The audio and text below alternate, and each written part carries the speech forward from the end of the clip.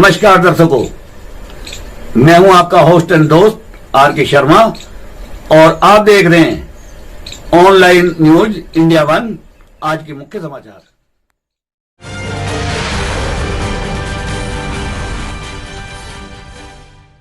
मध्य प्रदेश में 100 करोड़ का पोषण आहार घोटाला, विधानसभा के मानसून सत्र में उठा मामला। कांग्रेस हमलावर, भोपाल आंगनबाड़ी पोषाहार में 100 करोड़ का घोटाला सामने आया है।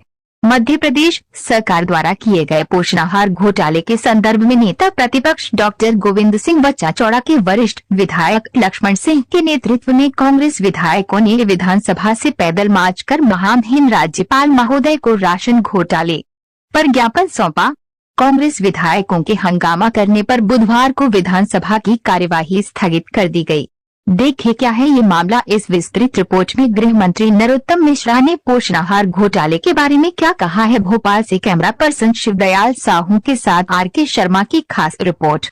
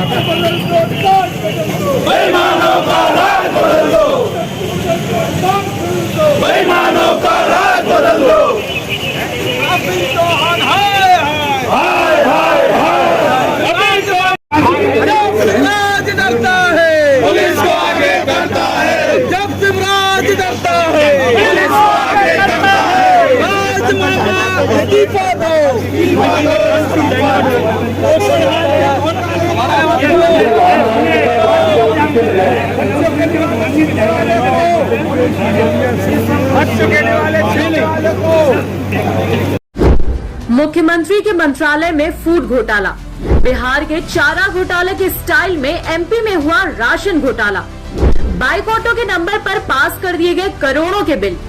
एजी रिपोर्ट में सामने आया 100 करोड़ से ज्यादा का घोटाला।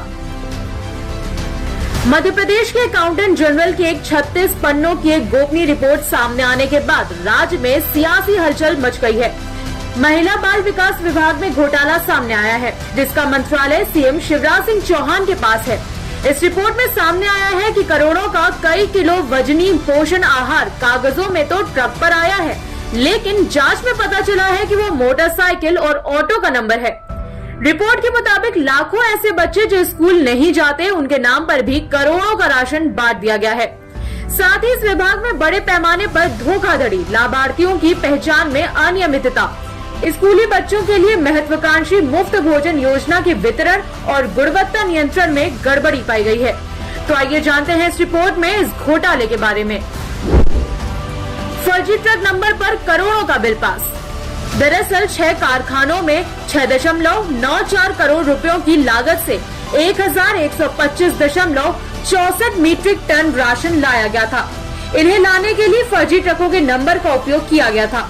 जब परिवहन विभाग ने नंबरों का सत्यापन किया गया तो पता लगा कि ट्रकों के जो नंबर दिए गए हैं उन पर मोटरसाइकिल, कार, ऑटो और टैंकर भी पंजीकृत हैं। यही नहीं, इन फर्जी परिवहन के लिए कंपनियों को 7 करोड़ रुपए भी अफसरों ने दिए हैं।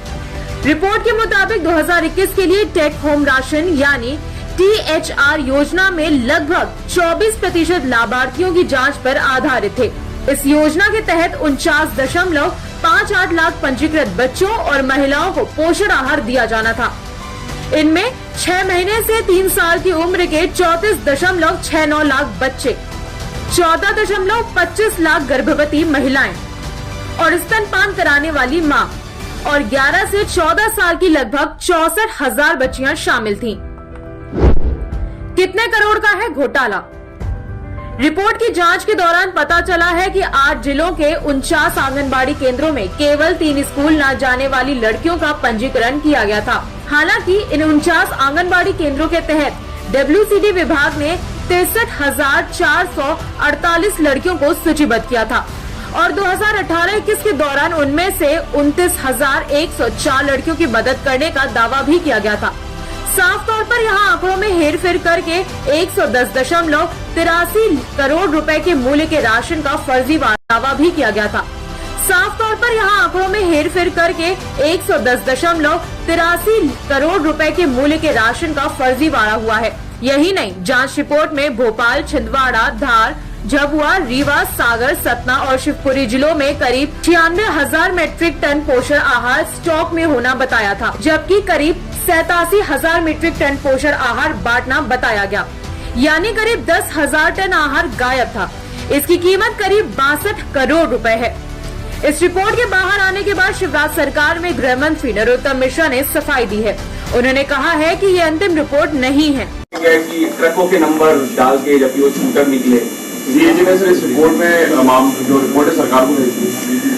सीएजी रिपोर्ट कोई भी होती है, उसकी राय होती है, वो अंतिम नहीं होती। पहली बात तो ये समझ, ये एक प्रक्रिया का हिस्सा है, अंतिम नहीं है। इसके बाद में ऑडिट रिपोर्ट पर राज्य सरकार स्क्रूटनी करती है।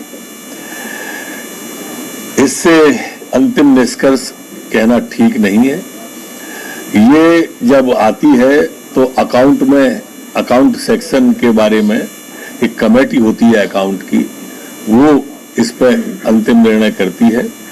लोक लेखा समिति में जो विधानसभा के अंदर विधायकों की होती है और प्रतिपक्ष का व्यक्ति उसके अंदर लोक लेखा समिति का अध्यक्ष होता है, कभी कभी वहां भी जाती हैं।